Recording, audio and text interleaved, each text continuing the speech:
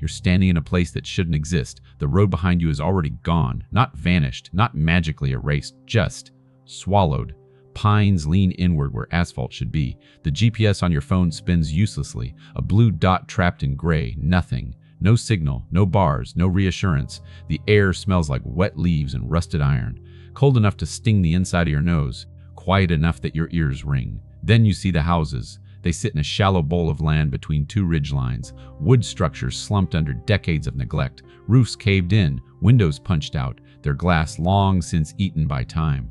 Porch swings frozen mid-sway, chains stiff with orange corrosion. A village, a whole village.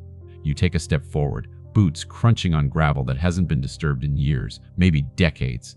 The sound is violent in the silence. You wince, pausing, half expecting someone to shout. No one does! You reach into your jacket and pull out the photograph again. The edges are soft from handling, the sepia tones faded but stubborn. A woman stands in the center of the frame, dark hair pulled back, eyes steady on the camera. At her feet sits a dog-long ears, drooping eyes, a coonhound by the look of it. Behind them, a house. You lift your gaze, compare angles, roofline, the way the porch posts lean slightly inward like tired shoulders. Your stomach sinks. It's the same house. You've got to be kidding me, you murmur, the words sounding too loud, too modern. They don't belong here. This village vanished from records in 1980. No evacuation order, no fire, no flood, just absence. Census lines that stop mid-sentence. Property deeds that lead nowhere. Birth certificates that end without death notices. That kind of mystery is your specialty. Genealogy isn't about names for you, it's about gaps. The empty spaces between facts, the questions no one bothers to ask because the people who knew the answers are already gone. You came here chasing a stranger, someone in the photo, someone who didn't belong in your family tree but kept appearing in other people's, a recurring shadow, always adjacent, never explained. You didn't expect to find a whole town waiting. The wind moves through the valley, low and slow, threading between buildings. It carries a sound with it, not a voice, a breath. You freeze, it comes again, soft, rhythmic, close. You turn, heart hammering, senses stretching thin. That's when you see the dog. He stands at the edge of the street, half in shadow, half in pale mountain light. A coonhound, older by the gray, dusting his muzzle, ribs faintly visible beneath loose skin. His ears hang low, framing eyes that seem heavy, not sad, just deep. He doesn't bark, doesn't growl. He simply watches you. Your hand tightens around the photo. Slowly, deliberately, you lower it. The dog's gaze drops with it, tracking the motion, then lifts back to your face. Recognition flickers there. Recognition flickers there. Not excitement, not fear. Expectation.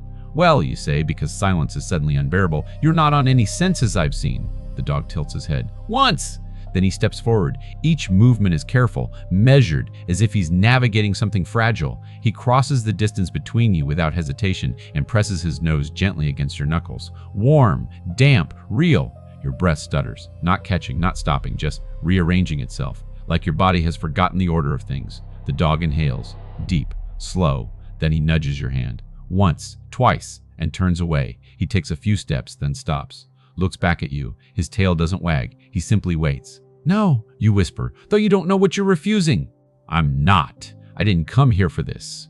The dog blinks. Patient, you glance around again. Empty windows stare back at you. The village remains what it is, abandoned, silent, frozen mid-exhale. Except for him. You're real, you say, more to yourself than to the animal, which means someone else is too. The dog turns and starts walking. You follow. Each step pulls you deeper into the village. Past a general store with its sign half rotted, letters missing like broken teeth. Past a schoolhouse with desks still visible through a collapsed wall, chalk dust long settled into the floorboards. The dog doesn't hurry. He doesn't look back again. He knows you're there. Your senses sharpen as you walk. You notice what doesn't fit. A fence post recently reset. Footprints near a, well, not yet erased by rain. Smoke stains, faint but present on one chimney. Your pulse picks up. Someone's been here, you mutter. Recently. The dog's ears twitch, catching your voice, but he doesn't stop. He leads you to the house from the photograph. Up close, it's worse than you expected, and better. The structure is aged, yes, but intact. Roof whole. Windows repaired with mismatched panes, the porch swept clean. A single rocking chair sits near the door. Still, maintained. The dog climbs the steps and sits. Waits. You stand at the bottom, heart thudding against your ribs, a pressure building behind your eyes. This isn't how research goes. There are supposed to be documents, records, paper trails. Not this. Not a living guide with familiar eyes. You don't even know me, you say, though doubt creeps into the words. The dog looks at you again. His gaze holds something steady, unshaken. He rises and scratches once at the door. From inside, there's a sound. A chair shifting. A breath that isn't yours. Your spine stiffens. Every instinct screams, retreat, but your feet stay planted.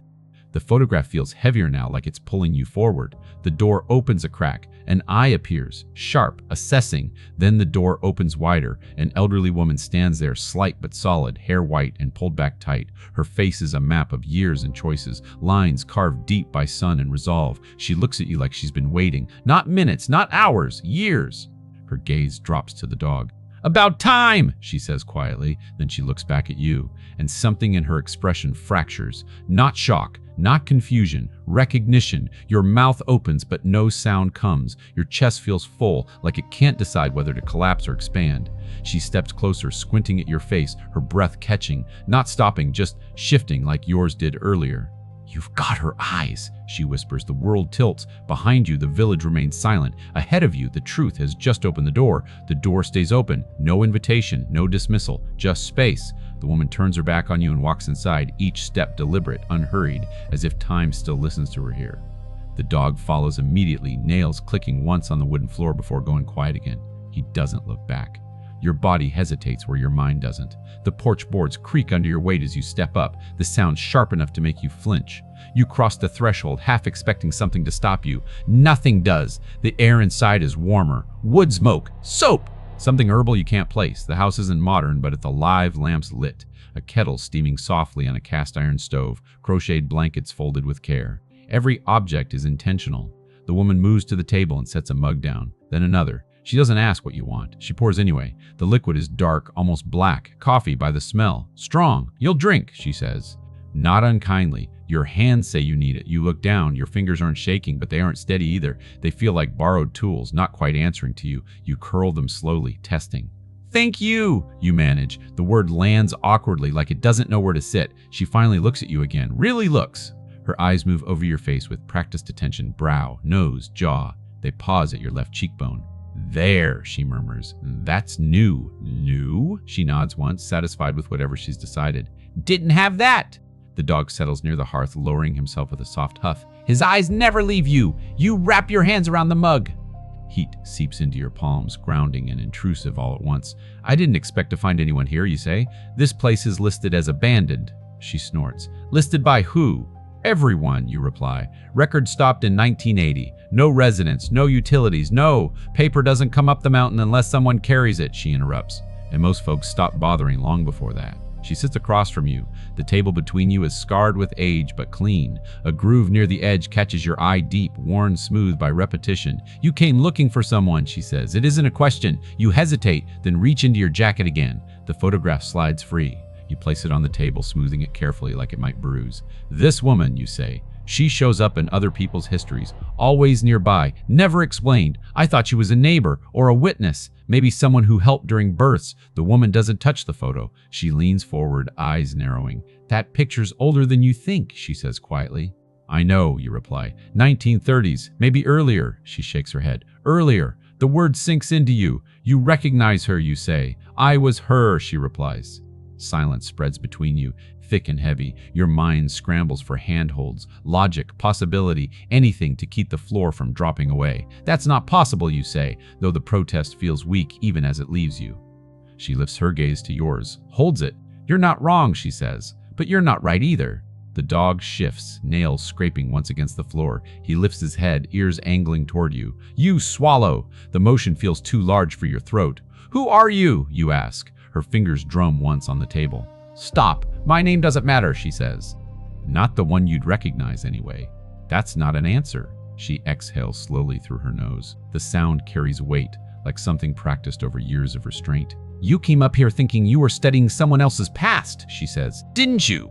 "Yes," you say. "I don't have any known family from this region, none that vanished." Her mouth curves just slightly, not a smile. Something sharper. "Known," she repeats. Your chest tightens, not painfully but insistently, like a door pressing inward. "I was adopted," you say, the words surfacing before you plan them. "Closed records. I spent years reconstructing what little I could." She nods. "I know." That lands harder than anything else she's said. You stop. Start again."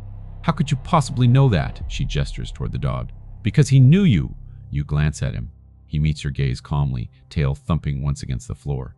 That doesn't make sense, you say. It doesn't have to, she replies. Not yet. She reaches out now, fingers brushing the edge of the photograph. Her touch is light, almost reverent. I went into hiding, she says. Not because I wanted to disappear, because I needed to protect something. Your pulse quickens. Someone, you correct. Her eyes lift to yours. Yes.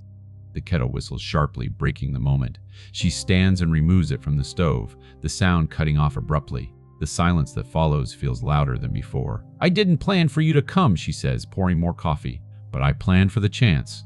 She sets the kettle down, turns back to you. You can leave, she says. Right now, walk back the way you came. Forget this place exists. And if I don't? Her gaze hardens. Not cruel, protective. Then nothing you thought you knew about yourself survives the night. The dog rises and walks to your side. He presses his shoulder against your leg, solid and warm.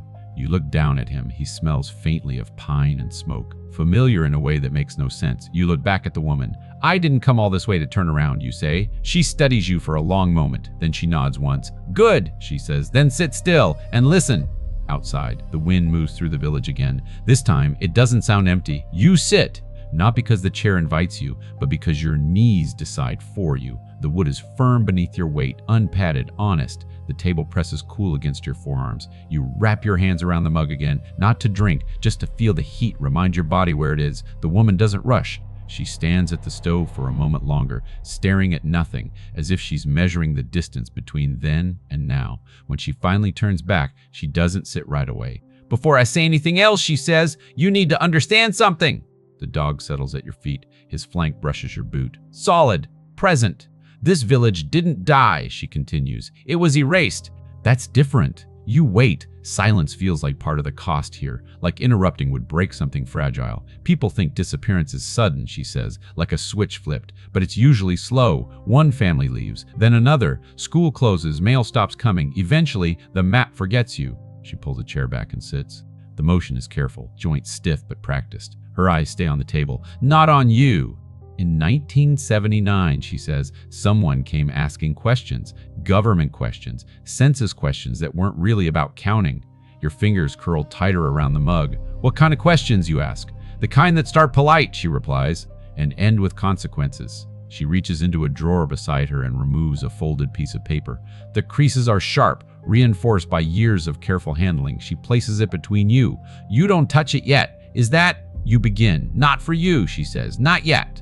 She draws it back slightly, guarding it with two fingers. They were tracking bloodlines, she continues, looking for patterns, traits, things that didn't fit cleanly into their boxes. Your stomach shifts, uneasy. That sounds like paranoia, you say. She nods. It would, if I hadn't seen their files. The dog exhales slowly, a long breath, almost a sigh. You had a child, you say, not a question. The certainty surprises you. Her hand stills. Yes, she says. Your pulse thuds harder. You think of the closed adoption records, the way certain names always led to redactions, ink blocks where facts should be. And that child is... Your voice trails off. She looks up now. Her gaze meets yours fully for the first time since you sat down. There's no hesitation in it. No testing. You, she says. The word doesn't explode. It settles. Heavy. Absolute. Your mind rejects it on instinct. Not with denial, but with overload. Too many implications. Too many years collapsing inward. That's not... You stop. Try again. My parents. Word chosen, she says gently, carefully. Kind people. Safe people. Your chest feels crowded, like there's no room left for air to circulate properly. You're saying you're my? The word won't form. It feels too large, too final. She waits. My grandmother. You finish quietly. She nods once. The dog lifts his head. His tail thumps twice, slow and deliberate. That's impossible, you say, even as something deep inside you loosens, not relief. Recognition. You'd be... Older than your records say, she finishes. Yes. You stare at her hands. The veins stand out beneath her skin, blue and branching. Strong hands, capable hands. You disappeared, you say. Everyone here did. I stayed, she corrects. I sent everyone else away. The words land with unexpected force. You, what? They were going to take children, she says. Test them, move them. No one could stop that officially, but unofficially, she trails off. You emptied a village, you say. I saved it, she replies. In pieces. Your throat closes, not tightening, just refusing to cooperate for a moment. And me, you ask? Why didn't you keep me? Her gaze drops to the dog. Because he told me not to. You blink, once, twice. That's not funny, you say. I'm not joking, she replies. She gestures toward him. He's been with his family longer than any of us. His line, anyway. They remember things we don't. That's not how dogs work, you say automatically. She smiles faintly. No, but scent does. The dog stands and steps closer to you. He presses his nose to your wrist again, inhaling deeply. Then he pulls back and looks up at you, eyes soft, certain. You smell like my daughter, she says, and like her mother before her. And like me. A shiver moves through you, starting at your spine and radiating outward. You think he recognized me because of that, you say. I know he did, she replies. He's been waiting for that smell to come back up the mountain. Your gaze drifts to the photograph still lying on the table. The dog in the picture, you say. That was him, she nods. His grandfather, or great. Hard to keep count when you stop using calendars. Outside, something shifts. A floorboard creaks. Not inside the house, somewhere else in the village. Your head snaps up. Are we alone, you ask? For now, she says, but not forgotten. She reaches for the folded paper again and slides it toward you this time. You wanted clues, she says. Here's your first real one. You unfold it carefully. It's a list of names. Some are crossed out, others circled. One, near the bottom, makes your breath falter. Not stop, just turn uneven. Your birth name, not the one on your records, the one you were never supposed to find. You were never meant to come back, she says softly. But blood has a way of retracing its steps. The dog settles beside you again, his weight steady against your leg. Outside, the village exhales. The paper feels too thin to hold what it's holding. Your hands hover over it like you're afraid it might dissolve if you touch it too firmly. A list of names, crossed out lives, circled mysteries, and there, near the bottom, your birth name written in a sharp, old-fashioned hand. You stare until the letters start to blur at the edges. I don't understand, you say, but the words come out smaller than you intend. Like they don't want to wake anything. The woman watches you without blinking. That's the problem, she says. You've been living inside someone else's explanation of your life. The dog shifts beside your leg, his shoulder pressing into you a little more. Not demanding, anchoring. You swallow and force your eyes down the list again. Who are these people? Families, she says. Lineages. The ones they wanted. The ones they couldn't. Classify. You look up sharply. Who is they? Her fingers tap the table once, a slow, contained sound. Not the kind of they you can sue, not the kind you can reason with. Men with clipboards at first, men with radios later. A cold thread crawls along your arms. You glance toward the window. The glass is slightly warped, old, but clear enough to see the street outside. Nothing moves. Still, you keep your voice low. Why would anyone care about a village like this? She leans forward. The lamplight catches the planes of her face, sharpening her into something almost carved. Because things happen here, she says, and because some of those things left marks. You want to ask what kind of marks? You don't. Not yet. Your mind is already full of sharp corners. You point to your name. Why write it down at all? Because I needed to remember what they tried to erase, she says. And because one day I hoped you'd stand in front of me with that face and those eyes, and I'd need proof I wasn't dreaming. The words slip under your ribs. Not comfort, not guilt. Something more complicated, like being seen by someone who had no business still existing. You breathe in slowly. The air tastes faintly of coffee and smoke and something metallic, like old nails. So I'm yours, you say, and you just stayed here all this time. Her gaze doesn't soften, but it shifts, like a door opening a fraction. I didn't just stay, she says. I watched. For what? For the same thing you're watching for right now, she replies. Your eyes flick toward the window again. What? You ask. Instead of answering, she stands. The chair legs scrape the floor. The sound is ordinary, but your nerves react as if it's a shout. The dog rises immediately, ears lifting, body alert. The woman crosses the room to a narrow hallway. Halfway down, she stops at a door you hadn't noticed before because it's the same color as the wall, blended into the house like it was never meant to be found. She reaches up and slides a latch. Not a modern lock. A bar of metal, worn smooth by countless hands. You want to know why the village vanished? She calls over her shoulder. Come look! Your legs move before your mind agrees. You follow, the dog pacing close at your side. The hallway is cooler. The floorboards here creak differently, older, deeper, like they're reluctant to admit anyone still walks them. She opens the hidden door. A staircase descends into darkness. Not a finished basement, not a storage cellar. A carved-out space that looks like it was cut into the mountain itself. The air that rises from it is cold and damp, carrying a mineral scent, stone, earth, and something faintly sour. The dog stops at the top step. He doesn't growl, doesn't bark. He simply refuses to move forward. His paws plant. His head lowers slightly. His eyes lift to you, and for the first time, there's something there that isn't patience. It's warning. Your skin prickles. He won't go down. I know, she says quietly. He never does. Why? Her eyes stay on the dark. Because he remembers. The word lands with a weight you don't want to examine too closely. You lift your phone, tap the flashlight on. A pale beam spills down the steps, slicing the darkness into pieces. The stairs are uneven, rough. Stone and wood mixed together. Someone built this by hand. Did you build this? You ask. She shakes her head. It was here before me. The dog's nails scrape once as he shifts, still refusing. You don't have to come, the woman says. Your mouth goes dry. But you want me to. She doesn't answer. She steps onto the first stair and begins descending, steady despite her age. You follow. Each step down feels like crossing a boundary you can't uncross. The light from your phone catches the walls, stone with tool marks, scratches that look too deep to be accidental. At the bottom, the space opens into a low chamber, and the first thing you see is the wall. It's covered in photos. Not just one or two pinned casually, hundreds. Some are old, sepia and curled. Others are newer, color prints faded at the corners. They overlap in layers like shingles, a chaotic mosaic of faces and places. Your heart thuds hard enough to make your vision pulse. The woman's hand reaches out and touches one corner of the wall, a gesture almost gentle. These are the people who left, she says. And the ones who didn't. You step closer, light sweeping across the images. Families posing outside this very house, children holding dogs, men in work clothes, women with tired eyes and stiff smiles. Then you see it, a photo of you, not an adult you, a child. You're maybe 5, sitting on a playground swing, hands wrapped around the chains, gaze turned slightly away from the camera like you're listening to someone just off frame.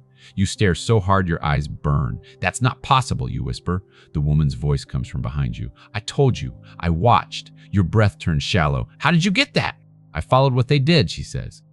Quietly, from a distance, I couldn't come close. Couldn't risk being seen, but I could still see you. Your throat works around something too thick to swallow. You reach toward the photo, fingertips trembling, not shaking wildly, just betraying the strain of holding yourself together. And these, you say, sweeping the light across more images, these are proof, she replies, and memory. Because if I stop remembering, then they win. Your beam catches another corner of the chamber. There's a shelf carved into the rock, lined with jars, not canned food, not preserves. Glass jars filled with folded paper, each one labeled in the same sharp handwriting. Names, dates, places, evidence. Your genealogist brain, the part of you trained to chase sources, cross-check, confirm, tries to stand up and take control. But something else is louder, something raw. You could have told me, you say, voice rough. You could have found me. The woman steps closer. You feel her presence behind you like heat. If I'd found you, she says softly, you wouldn't be alive to stand here. The dog's paws scrape above at the top of the stairs. He whines. One low sound, barely audible, like he's calling down into the earth. Your chest tightens again, that inward pressure returning. You said they came asking questions, you say, in 1979. She nods. And in 1980, the village vanished. You continue. So what happened? The woman's silence stretches. When she finally speaks, her voice is lower, sharper. They took someone, she says. Your skin goes cold. Who? Her eyes lift to the wall of photos, to a space where several images have been removed, torn away, leaving pale rectangles of clean stone. My daughter, she says. The word hits you like a slap. You can't see coming.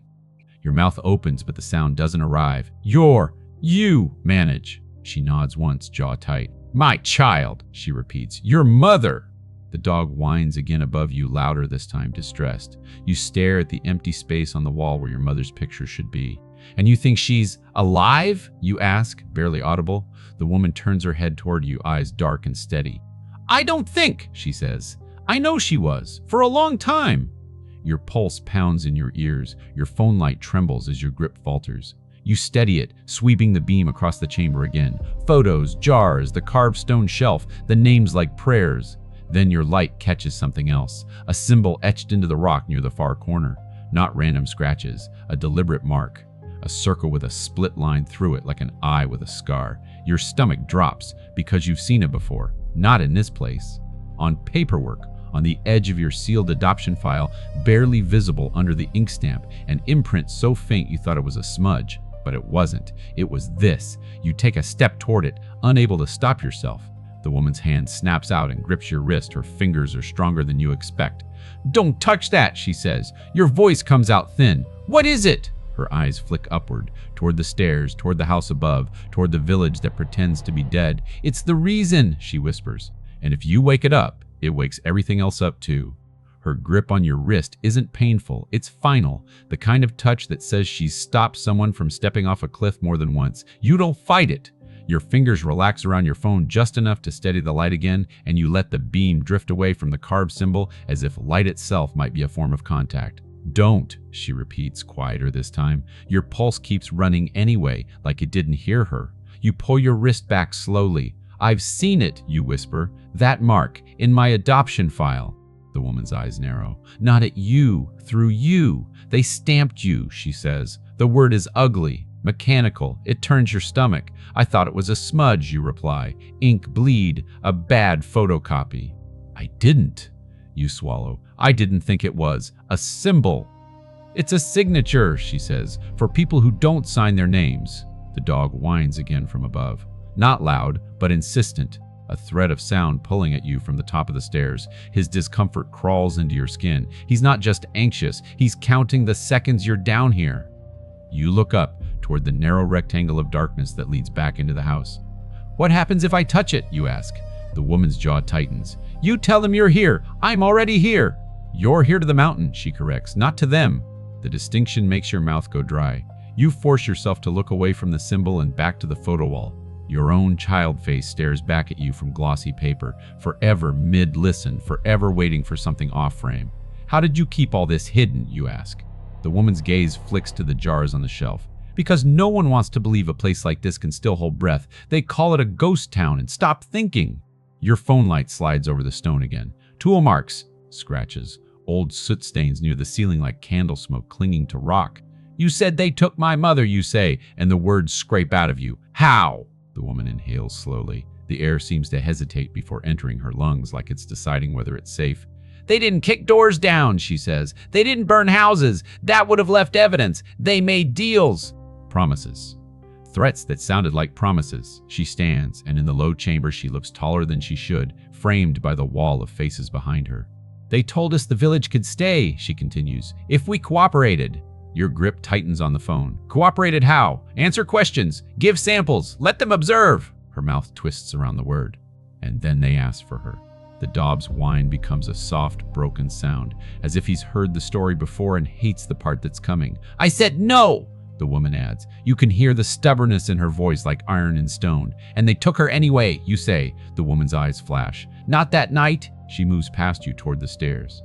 You follow, careful not to let your shoulder graze the symbol as you pass.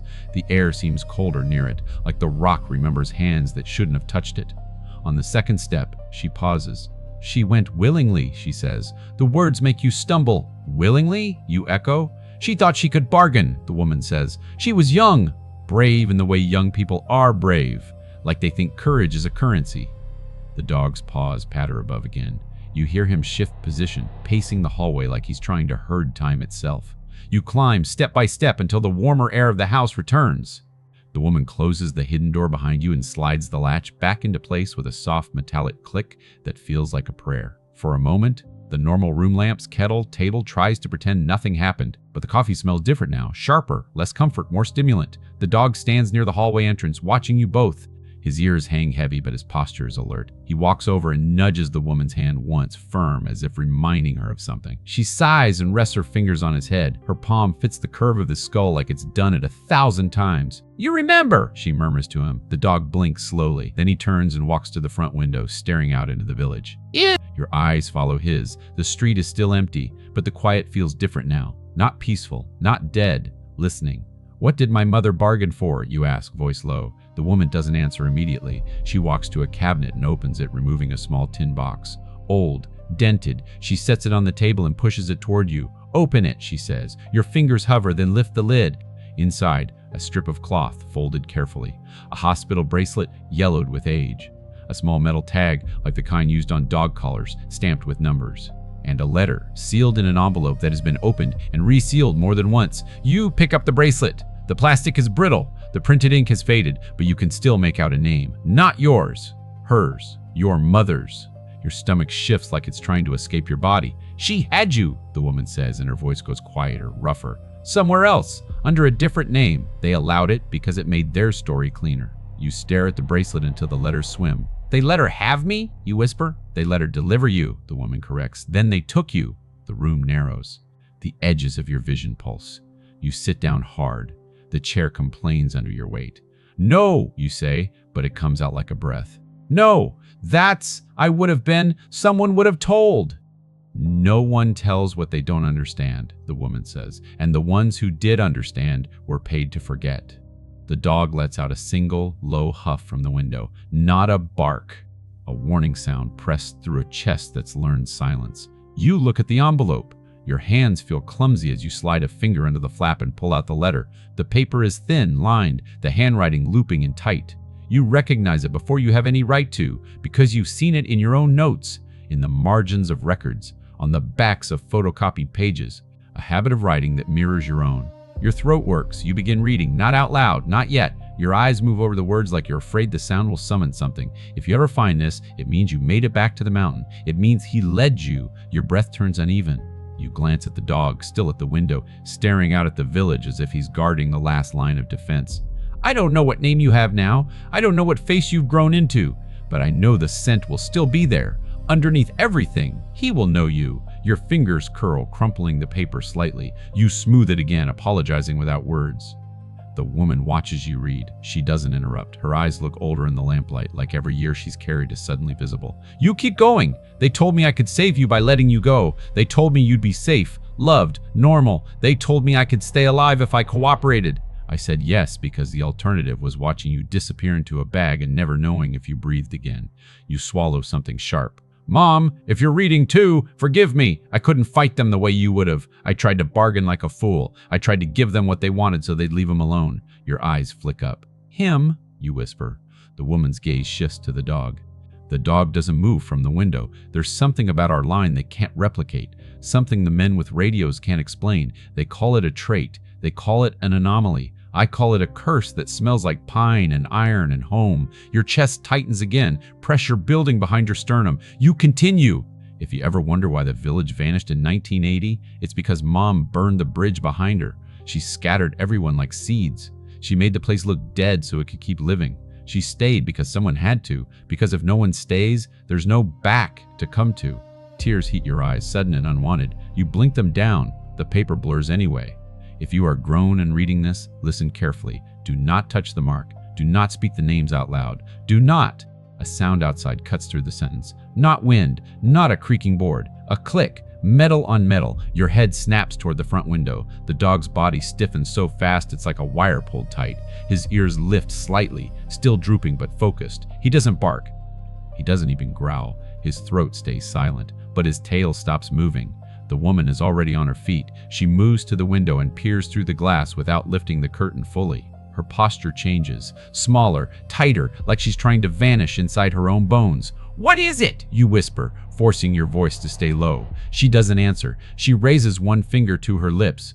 You follow her gaze. At first you see nothing. The street looks the same, empty, gray, abandoned. Then your eyes catch it. A line that wasn't there before. Across the road, at the edge of the village, something thin stretches between two trees, almost invisible in the dim light. A filament, a wire. Your skin prickles. Someone has strung a trip line. The dog turns his head slowly, looking at the front door. Then he walks to you, not rushing, not panicking, and presses his nose to your hand again. Harder this time. He inhales once, deep enough that you feel the pull. Then he nudges your wrist toward the hallway, toward the hidden door. He wants you away from the windows, away from the front of the house. The woman's voice is barely a breath. They're close. Who? You mouth! She finally looks at you, and her eyes are the color of wet stone. The ones who stamped you, she whispers. The ones who think blood is a map. A second sound follows, softer than the click. Footsteps, not on the porch, in the leaves. Careful, measured steps that stop and start, like the person taking them knows the village is full of ears. Your heart pounds so hard you can feel it in your teeth. The dog presses his body against your shin and begins guiding you backward, step by step, toward the hallway. His movements are gentle but insistent, like herding livestock away from a fence before the storm hits. You retreat, eyes locked on the window. The woman reaches under the table and grips something you didn't notice before. A shotgun. Old, maintained, real. She checks it with hands that don't shake. Her face is calm in the way a knife is calm. You whisper, "You said you could leave me safe." "I did," she replies, voice flat. "For a long time." Outside, the footsteps stop. Silence expands, thick and deliberate. Then, very faintly, someone taps the side of the house. Once, twice, a sound too gentle to be accidental. A signal. The dog's eyes lift to yours. There's no warning now, only urgency. The woman points toward the hidden door. Down, she mouths. Now! You take one step into the hallway, and the front doorknob turns, slowly, as if whoever is on the other side knows exactly how fear moves through wood. The doorknob turns like it has all the time in the world. Metal whispers against metal. Slow! Careful. The kind of quiet that means whoever's out there knows. Sound travels in a dead village. Your body goes cold in a single, efficient wave. The woman, your grandmother, doesn't move toward the door. She moves away from it, backing into the hallway with the shotgun angled down but ready. Her eyes never blink. Her mouth forms the word again without sound. Down! The dog nudges your thigh harder. Not frantic, controlled, like he's done this before. You step backward into the hall, heel catching slightly on the uneven board. The sound is tiny, but it feels like a scream. The dog's head snaps toward the living room, ears lifting. The latch clicks, the door begins to open. A thin slice of daylight cuts into the room, pale and sharp. Dust motes float through it like drifting ash. You can't see who's outside. Only the edge of a boot. Dark, muddy, motionless. A voice slides in through the crack. Hello? Polite, almost gentle. It makes your stomach roll, because politeness is what you use when you're sure you have the right house. The woman raises the shotgun slightly, not pointing it yet. Go on, the voice says, as if coaxing a shy animal. We know someone's home. The dog presses his shoulder into your leg again, steering you toward the hidden door at the end of the hall. He doesn't bark. He doesn't announce himself. His silence feels trained, inherited. Your grandmother reaches behind her without looking, fingers finding the latch to the concealed door. She slides it open with a practiced motion. No squeak, no hesitation. The dark staircase yawns up at you like a throat. Another voice, outside, lower, closer, cuts in. Easy, it says. Don't spook her. We just want to talk. The first voice chuckles softly. Talks all. Just like last time. Last time. Your spine tightens like a rope pulled taut. Your mind flashes a collage of images. Your mother's bracelet, your birth name on the paper, the symbol carved into stone. The dog steps to the top stair and looks back at you, eyes glossy with urgency. You go down. The air changes immediately. Cooler, damp, mineral heavy. Your phone light trembles across the steps as you descend, careful not to trip. Your breath becomes loud in your own ears, the sound of a living thing trying not to be heard. Behind you, your grandmother follows, then pauses at the top. She glances toward the living room one last time, listening. The front door creaks wider. Boots step onto the porch. Wood groans under unfamiliar weight. Your grandmother comes down 2 steps, then reaches up and pulls the hidden door nearly shut, but not all the way. A sliver remains, enough to hear, enough to shoot through if she has to. You press against the stone wall at the bottom, heart thudding so hard it feels like it's shaking the chamber itself. The dog descends the last steps and moves straight to your side, body angled between you and the stairwell as if he's trying to become a shield. Above, the voices enter the house, soft footsteps, controlled, confident, no rummaging yet, no shouting. The kind of quiet that says they're not searching blind, they're confirming. A man speaks again, closer now. She kept the same smell, he says conversationally, like he's talking about weather. Smoke, lye soap, that old coffee habit. A second man replies, amused. Mountain people don't change. Your grandmother's eyes narrow in the dim. Her grip tightens around the shotgun stock. The dog's chest rises and falls in steady rhythm, but his eyes are locked upward, tracking every sound. Your phone light catches the wall of photos again. Your own childhood face stares back at you from the stone like it knows exactly what's happening above. The first man's footsteps pause near the table, where the tin box was, a faint rustle, paper being touched. Oh, the man says softly, pleased. Look at this. She's been journaling again. Your stomach lurches. Your grandmother's jaw flexes, once hard. The second man moves closer to the hallway. You hear his boots on the floorboards, the subtle shift of weight. A pause as he notices something. What's that? He asks. A chair scrapes. Then, very clearly, fingers run along the wall in the hallway above, feeling for a seam. Your blood turns to ice. The dog lets out a sound you haven't heard from him yet. Barely audible, a low, strained whimper that seems ripped from somewhere deep. He presses into you, pushing you farther into the chamber. The second man laughs under his breath. She's got a false panel, the first man's voice is calm. Of course she does. A slow footstep approaches the hidden door. Your grandmother raises the shotgun, muzzle aligned with the gap. Her voice, when it comes, is so quiet it barely exists. If they open it, you stay behind me. You nod, but she isn't watching. Upstairs, the second man's hand finds the latch. Metal whispers. Your grandmother's finger rests on the trigger, not trembling. Then, unexpectedly, The first man speaks again, not to her, but to the dog. "You still down there?" he calls, voice drifting toward the hidden door, as if he's speaking to an old acquaintance. "Still playing Guardian?" The dog's ears lift. His body stiffens. He knows that voice, and that knowledge spread through you like poison. The man continues, still gentle. "You've been busy. You led someone back, didn't you? Your mouth goes dry. Your phone light shakes, then steadies as you clamp your grip tighter. The latch shifts again. The hidden door begins to open. A thin blade of warmer air slides down the stairs. Your grandmother leans into the gap, shotgun poised. The door opens wider, and a face appears in the crack above. "Arr!" Not a stranger's face. A face you recognize without ever meeting. Because you've been studying it for years, cropped in old photos, blurred in newspaper archives, stamped in the corner of a sealed file you were never meant to see. A man in his late 50s, eyes too calm, smile too practiced. He wears a jacket that looks out of place in this mountain house. Clean, modern, expensive. His gaze drops down the staircase. He looks directly at you, and his smile widens just a fraction. "There you are," he says softly, like greeting family. "We were starting to think you wouldn't come. Your grandmother's voice is ice. Step back." The man's hands lift slightly, palms open. "Peaceful. Of course," he says. "No harm, no sudden moves." His eyes never leave yours. "You look like her," he adds almost warmly. "That's how I knew the moment I saw the pictures." Your stomach clenches. "Who are you?" The man tilts his head as if considering the simplest way to answer. "Someone who kept your file," he says. "Someone who's waited a long time to close a loop." Behind him, another man appears, younger, watchful, scanning the stairwell like a hunter. The first man's gaze flicks to the dog. "And you," he murmurs, voice softening. "Still loyal, still convinced scent means destiny." The dog doesn't bark. He steps forward one pace, placing himself between you and the opening, his droopy eyes suddenly hard with something older than fear. The man smiles. "It's all right. We're not here to take anyone." He pauses. "Not tonight," he adds. Your grandmother shifts her stance, the shotgun unwavering.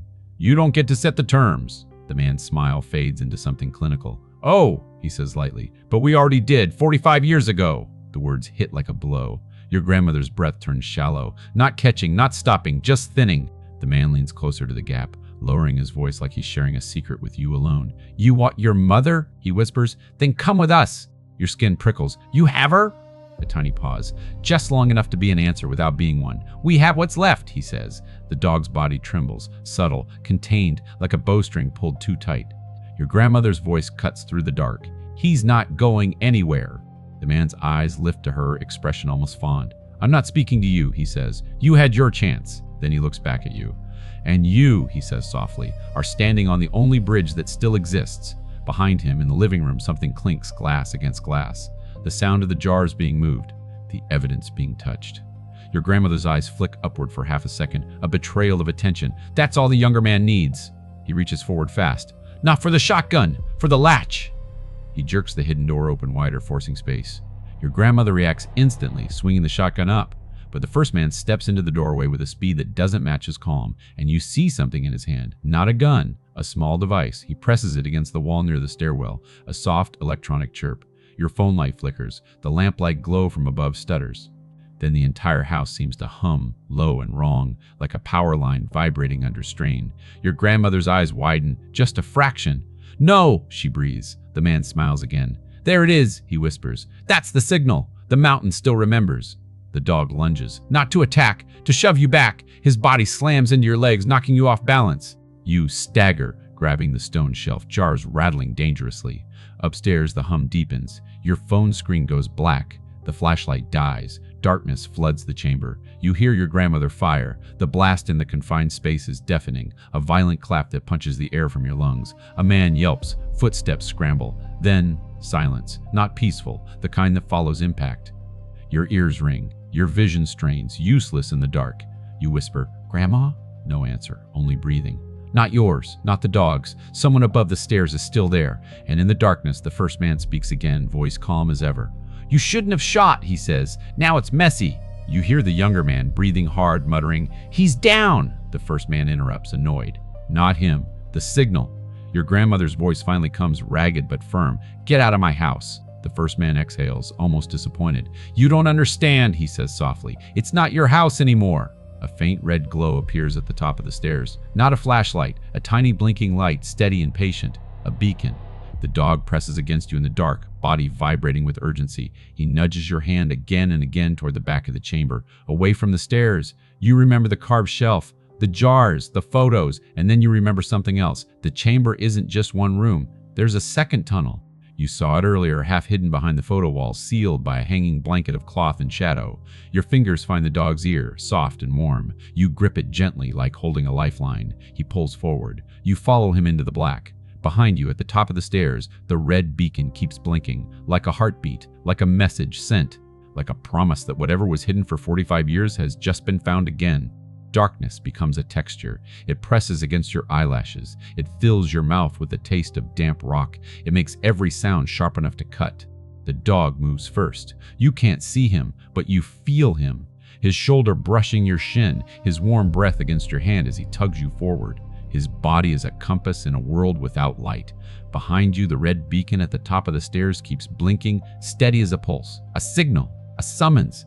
Your fingers slide along the stone wall as you follow the dog into the back of the chamber. The rock is cold, slick in places where moisture beads. Your palm catches on something, cloth, a hanging blanket, rough and heavy, smelling faintly of smoke. You push through. The air changes immediately. It's tighter here, narrower, a tunnel. The smell is stronger, wet earth, iron, and something older, like a basement that's been sealed for generations and still remembers the bodies that once stood in it. You step carefully. Your boot scrapes against stone. The sound echoes forward, then comes back at you, distorted. You cringe, but the dog doesn't stop. He knows there's no point being quiet now, not when the house is humming behind you, not when a man's voice just claimed the mountain still remembers. You whisper, "Where are you taking me?" No answer, of course, just the dog's steady pace, his nails clicking in soft, intermittent taps on rock. Then, faintly, your grandmother's voice filters through the stone behind you. Not words you can understand, just a sound that's hers, ragged, angry, alive. It gives you something to hold on to. You move faster, guided by the dog's weight and the brush of his ears against your knuckles. The tunnel slopes slightly downward. The air grows colder. Your breath starts to cloud in front of your face, a pale ghost you can't fully see. Your phone is dead. No light, no signal, just a useless rectangle in your pocket that you can't bring yourself to let go of. The dog pauses. You almost stumble into him. Your hand bumps his flank. He turns his head back toward you. You can't see his eyes, but you feel his presence shift, focused, alert. A sound comes from ahead. Not the house, not the men. Water, a slow drip, steady as counting. The dog moves again, slower now. You follow, feet searching for safe footing. The tunnel widens slightly, then opens into a small chamber. You know it's a chamber because the air expands. The echo changes. Your voice feels like it has room to exist. And then you see the light. Not bright, not electric. A faint, trembling orange glow, like the last breath of a candle. It comes from a lantern sitting on the ground, sheltered behind a rock outcropping. The flame inside is tiny, but alive. Someone has been down here recently. Your chest tightens, pressure gathering behind your ribs like a storm cloud. The dog walks to the lantern and sits beside it, perfectly still, as if he's been here before, as if this is another room in a house he's always known. You step closer, letting the lantern light find your face. The glow is weak, but it's enough to see the chamber, stone walls, damp and pitted. A narrow shelf carved into one side, and on that shelf, a stack of notebooks. Modern spiral-bound ones, some with water stains, some with corners curled from humidity. They look wrong here, like plastic in a grave. You reach for the top notebook. Your fingers tremble, not wildly, just enough to betray how badly your body wants certainty. The cover is labeled in black ink. A name, your birth name. Your throat closes. You flip it open. The handwriting is tight and familiar in a way that makes your skin prickle, not your grandmother's sharp strokes. This is different, slanted slightly, rushed in places, as if the writer couldn't afford to linger on the truth. The first page is dated 1980. Your eyes burn. You turn the page. If you're reading this, it means Mom failed to keep you away. The words punch the air from your lungs. You read on, heart hammering, or it means you're older now, and you came anyway. Either way, I'm sorry. I tried to make a life for you that didn't smell like fear. Your hands tighten on the paper. The dog's head lifts slightly, watching you. The lantern light catches the curve of his droopy eyes, making them look even deeper, like wells. You swallow and keep reading. They call it observation, monitoring, public health. That's what they told the nurses. That's what they told the social worker who looked me in the eye and pretended she didn't know she was lying. You turned the page too fast. The paper rustles loud in the still chamber. I can't stay in one place. I can't keep a name, but I can keep writing. If I stop writing, I disappear the way they want. Your vision blurs. You blink hard, forcing focus. This isn't your grandmother's archive. This is your mother's. Your fingers dig into the notebook edge like you're afraid the words might float away. The dog shifts, then stands. He moves toward the far side of the chamber and noses at something hanging on the wall. Another blanket, darker than the first. He paws at it once, then looks back at you. A request, a demand. You set the notebook down carefully and follow him. The lantern light doesn't reach far, but you can see the outline of the blanket. You pull it aside, and your stomach drops. Behind it is a narrow metal door set into the stone. Not carved, installed, a door with a keypad. Modern, your breath goes thin. What is this? You whisper. The dog presses his nose to the keypad, then nudges your hand toward it, the way he nudged you to the maintained house, the way he nudged you toward the hidden stairs. He wants you to do something. You stare at the keypad. 4 digits, simple, but the mountain air feels suddenly too heavy, like it's watching. Your eyes drop to the notebooks again. Dates, names, notes, patterns. You flip quickly through a few pages, scanning. Your fingers stop on a page where the writing changes, heavier, more urgent. If Mom ever sends you back, the code is the year the village died. But it didn't die. It went quiet. Your breath stutters into something uneven. Your fingers hover over the keypad. The dog's gaze locks onto your hand, steady, unwavering. You punch in, 198. No! For a second, nothing happens. Then the keypad beeps softly. A green light blinks once, the lock clicks. The metal door swings inward with a slow, damp groan. Cold air rushes out, sharper than anything in the tunnel. It carries a smell that doesn't belong underground. Disinfectant, and something faintly sweet like latex gloves. You lift the lantern, bringing the trembling light closer. Inside the room. It isn't stone, it's tiled. White tile cracked in places, stained in others. A small medical room hidden inside a mountain. A cot against one wall. A cabinet with glass doors, half empty. A rolling metal tray. On the tray sits a file folder. Clean. Too clean. Your pulse slams. The folder has a symbol on it. A circle with a split line through it. The same scarred eye. Your stomach twists. The dog steps in first, slow and deliberate, then sits beside the cot. He looks back at you, eyes shining in the lantern glow, as if to say, here. This is what they wanted you to find. You reach for the folder, your fingers brush the paper, and somewhere behind you, deep in the tunnel, you hear it. Not the drip of water, not the hum of the house. A voice, muffled, distant, but moving closer. The calm man's voice. Follow the beacon, he says, faint, but clear enough to raise every hair on your arms. They can't go far. Your heart pounds so hard it feels like it's trying to break your ribs from the inside. The dog rises and nudges your leg again, harder this time, angling you toward the back of the tiled room. You swing the lantern light, and you see it. A second exit, a vent-like passage cut low into the wall, just big enough for a person to crawl through. Your throat goes dry. The dog looks from you to the crawl space, then back again. He's not asking anymore, he's telling you. Because the footsteps in the tunnel are closer now? Careful, controlled, inevitable, and you're holding a folder with their symbol on it. A folder that might contain your entire life. A folder they clearly never intended you to touch. The footsteps in the tunnel pause. You feel it more than you hear it. A shift in pressure, a change in intent, like a predator stopping to listen. The dog doesn't wait. He nudges your knees sharply, then turns and lowers his body, already angling himself toward the crawl space at the back of the tiled room.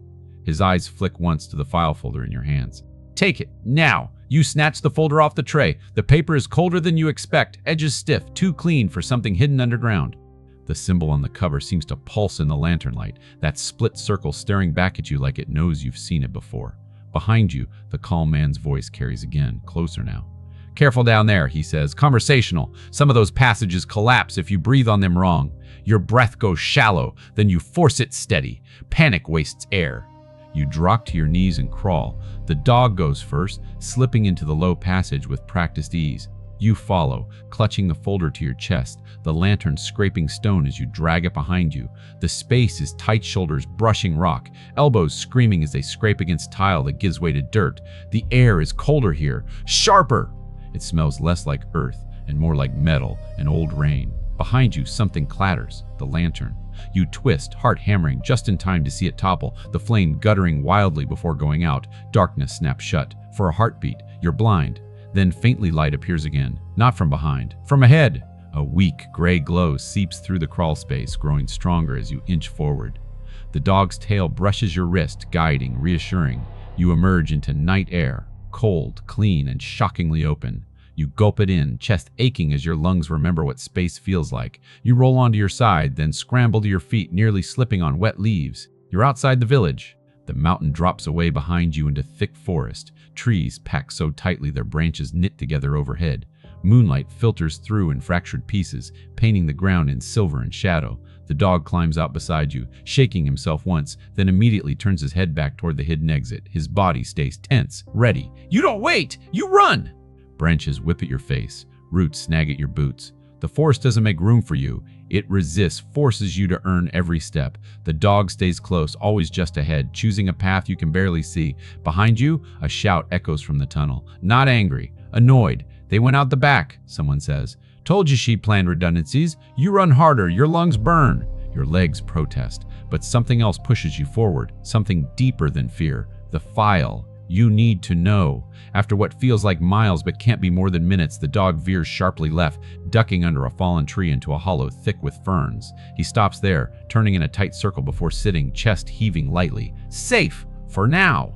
You drop beside him, hands shaking as you open the folder. Inside are documents, typed reports, photocopies, charts, and photographs. You flip through them quickly at first, then slower, dread pooling in your stomach. A hospital room, a young woman in a bed, hair damp with sweat, face turned away from the camera. Your mother! Electrodes on her temples, notes in the margins. Subject displays heightened sensory recognition. Olfactory response exceeds baseline. Familial animal bonding confirmed. Your throat tightens, words dying before they can form. You turn the page. A photo of you, a newborn wrapped in a thin blanket, eyes closed. A gloved hand holds a strip of cloth near your face. Response immediate. Subject calmed, heart rate stabilized. Your vision swims. Weave! They were using us, you whisper. Testing us. The dog presses his side into your leg, steady and warm. You rest your hand on his head, fingers sinking into soft fur.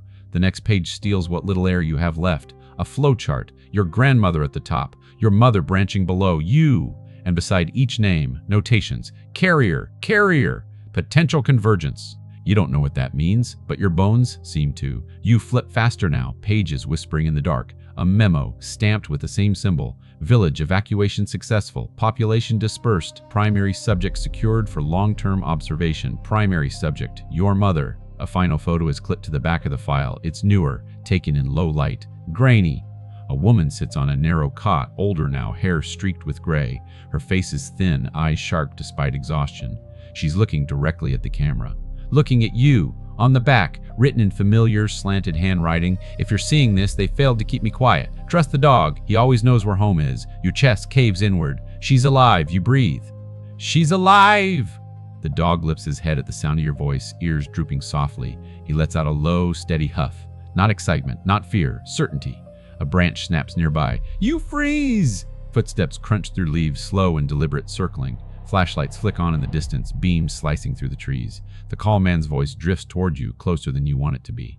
Running only confirms the data, he calls. You could have learned so much more if you'd stayed. Your grip tightens on the file. I already have, you whisper. The dog rises, scanning the dark, then looks back at you. His tail gives one short, decisive wag. This isn't the end, it's the pivot. You tuck the folder inside your jacket and follow him deeper into the forest, away from the lights, away from the village that pretended to be dead. Behind you, the mountain holds its breath. The forest closes behind you like a held breath finally released. Branches knit together overhead, swallowing moonlight. The beams from the men's flashlights fracture and fade, turning into pale scars that slide uselessly across bark and leaves. The dog doesn't hesitate. He moves with the confidence of something following a memory rather than a trail. You follow! Your legs burn, your lungs ache! But the file pressed against your ribs is heavier than exhaustion. It thumps with every step, a reminder that the truth isn't theoretical anymore. It's documented, photographed, signed. The dog slows near a ridge where the ground drops sharply away. He stops, sniffs the air, then angles left toward a narrow descent hidden by brush. You whisper, how do you know?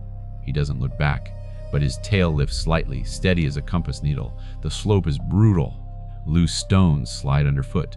You grab at roots, tearing your palms, barely registering the sting. Halfway down, you slip and drop hard onto your hip, breath exploding out of you in a sharp, ugly sound. The dog whirls back instantly, pressing his chest against your shoulder, bracing you. "I'm okay," you whisper, though your body disagrees. "I'm okay." He waits until you're upright again. Then he leads on. At the bottom of the ridge, the forest thins into a shallow ravine. A trickle of water cuts through it, dark and cold, reflecting the stars in broken pieces. The air here smells different, cleaner, touched with moss and something faintly medicinal. The dog stops at the water's edge. He lowers his head and sniffs. Then he lifts his muzzle and lets out a single sound. Not a bark! A low, long note that seems to vibrate through the ground itself. Your skin prickles. "Is she here?" you whisper. The dog steps into the stream, crossing without hesitation. On the other side, half hidden by rock and ferns, you see it. A structure, not a building, a shelter. Concrete walls sunk into the earth, roof covered with soil and leaves, designed not to be seen. A thin pipe juts out from one side, rusted but intact. Ventilation. Your heart pounds as you approach. The place smells faintly of antiseptic and damp fabric. Familiar now, unmistakable. You crouch by the entrance. The dog sits beside you, suddenly still, eyes fixed on the dark opening. You whisper, "Mom!" The word feels strange in your mouth. Heavy, fragile, nothing. You try again, louder this time. "I'm here." Movement. A sound from inside fabric shifting. A breath that isn't yours. Then a voice. Hoarse. Careful. Alive. "Who sent you?" Your knees weaken. "No one," you say, voice breaking despite your effort. "He led me." Silence stretches, then footsteps. Slow, uneven approach the doorway. A woman steps into the dim starlight. She's thinner than in the photo. "She's thinner than in the photo!" Older. Her hair is cut short, practical, threaded with gray. But her eyes, they are unmistakable. Sharp, searching, and when they land on your face, something in them fractures. Not surprise, recognition. Her hand flies to her mouth. Her breath shudders, a sound dragged out of somewhere deep and painful. "Oh," she whispers, "you came back." The dog steps forward, tail wagging, once slow, reverent. He presses his nose into her hand. She drops to her knees immediately, fingers tangling in his fur, forehead resting against his head like a benediction. "You found them," she murmurs into his ear. "Of course you did. You stand there, useless, trembling, watching a reunion you don't fully belong to, but were always part of." She looks up at you then. Up close, the resemblance is undeniable. The same line of the jaw, the same stubborn set to the eyes. "You look like my mother," she says softly, "and like me." Your throat tightens, words failing you again. "They're coming," you manage. "They followed me." Her expression hardens, not with fear, but with something colder. "I know," she says. "They always do." She rises, steadying herself against the doorway. "Did you bring it?" You pull the file from your jacket and hold it out? She takes it with careful hands, flipping through pages with practiced speed. Her mouth tightens as she reads. When she reaches the last photo, she closes her eyes. "They never stop documenting," she says, "as if paper makes it belong to them." Footsteps echo faintly from the ridge above. Shouts, controlled, coordinated. The dog growls then. Low, quiet, dangerous. Your mother looks at you sharply. "You can't stay here. I'm not leaving you," you say, the certainty surprising you with its force. She studies your face for a long second. Then she nods. "All right," she says. "Then listen carefully." She reaches into the shelter and pulls out a backpack, worn, ready. "This place was never meant to be permanent." "It's a waypoint." She looks at the dog. "He'll take you the rest of the way." "The rest of the way to where?" you ask. She meets your gaze. "Home," she says. "The real one. The one they couldn't map." A flashlight beam sweeps across the ravine above, closer now. Voices overlap. Efficient, relentless. Your mother presses the backpack into your hands. "Inside is everything I couldn't destroy." Names. Proof. Places. "What about you?" you ask. She glances toward the forest, then back at you. Her smile is sad and fierce all at once. "I'm the distraction," she says. "I've always been good at that." "No," you say, panic flaring. "You can't." She grips your shoulders hard enough to ground you. "I didn't survive this long to watch you get taken," she says. "You're not the experiment anymore. You're the answer." She steps back. The dog looks between you and her, confused, distressed. She kneels again, pressing her forehead to his. "Go," she whispers. "You've done your job." He hesitates. Then, slowly, reluctantly, he turns back to you. Your mother steps into the trees, moving silently despite her limp. Within seconds, she's gone, swallowed by shadow. Shouts erupt from the ridge as the search pattern shifts. The dog noses your hand urgently. You turn and run. The forest opens into a narrow trail you never would have seen without him. The ground slopes upward this time, away from the ravine, away from the voices growing louder behind you. You don't look back, not until the sounds fade. Not until your lungs burn and your legs tremble and the night begins to thin into something like dawn. Finally, the dog stops. You find yourself standing at the edge of a clearing. A road. Not the one you came in on. This one is older. Narrow, but real. Your phone vibrates in your pocket. Signal. You sink to the ground, the weight of everything finally pressing down. The dog sits beside you, leaning into your side, steady as gravity. She let them chase her, you whisper. She stayed. The dog lifts his head and looks toward the forest. Then he looks back at you, and in his eyes, you see it. Not loss. Continuity. A line that bends but doesn't break. The sky lightens at the edges. Morning is coming. Morning doesn't arrive all at once. It leaks in. Gray thinning the blue. Blue warming at the edges. Birds testing the air with tentative notes, like they're checking whether it's safe to sing again. You sit on the ground beside the road, back against a cold rock, the backpack heavy in your lap, and the dog pressed into your side. He hasn't moved. Not since the signal came back. Your phone buzzes again. Another vibration, impatient now, like it's trying to catch up to everything it missed. Messages stack up. Missed calls. The world reaching for you. You let it wait. The dog's breathing is slow even. His head rests against your thigh, eyes half-lidded but alert. He's listening to the forest, to the road, to you. She stayed, you whisper again, as if saying it differently might change the shape of it. The dog exhales, a long, steady breath that warms your skin through fabric. Not agreement. Acceptance. You stand slowly, joints stiff, legs protesting as if they've only just realized how far they carried you. The road curves away through trees, narrow and unassuming. No signs. No lines painted to tell you where to go. You check the backpack. Inside, notebooks wrapped in plastic, a flash drive sealed in foil, photocopies folded and refolded until the creases are white. Names, dates, coordinates, proof, and something else. At the bottom, wrapped in cloth that smells faintly of antiseptic and pine, there's a collar, old leather, cracked but cared for. A metal tag hangs from it, worn smooth around the edges. You turn it over. No numbers, just a word. Home. Your throat tightens. Not painfully, not dramatically, just enough to remind you that some things don't need to hurt to be heavy. The dog lifts his head when he hears the faint clink of metal. His ears droop softly. He watches the collar with quiet interest, not excitement. You knew? You murmur. Didn't you? He doesn't respond because dogs don't explain. They witness. They remember without needing language. You start walking. The road takes you down the mountain, past places that look ordinary enough to hide extraordinary things. A rusted mailbox leaning at an angle, a creek crossing under a concrete culvert, tire tracks that don't tell you who made them or why. An hour later, you reach a wider road, then a town, then the first gas station you've seen in what feels like another life. The dog pauses at the edge of the pavement, looking up at you. You kneel without thinking, hands resting on your knees, bringing yourself level with him. We can stop, you say. Rest, eat, figure out what comes next. His gaze flicks toward the forest behind you, then back to your face. This isn't where he's meant to stop. You swallow. Okay, you whisper. Show me. He turns and leads you past the gas station, not toward it, around it, down a service road overgrown with weeds, then through a stand of trees that opens into a clearing you never would have noticed from the highway. A small house sits there, not abandoned, not new, just present. Paint faded but intact. Windows clean. A porch with two chairs angled toward each other like conversation paused, not ended. Wind chimes hang from the eaves, chiming softly in the morning air. Your chest tightens again, pressure building behind your sternum. The dog walks straight up the path. He doesn't hesitate. He climbs the steps and sits, waiting. You stand at the bottom, heart thudding. The house hums with something quiet and domestic coffee brewing, maybe. The sound of a radio, low. You take the steps one by one. Before you can knock, the door opens. Your grandmother stands there, alive. Her hair is disheveled, her clothes different, cleaner, newer, but her eyes are the same, sharp, steady.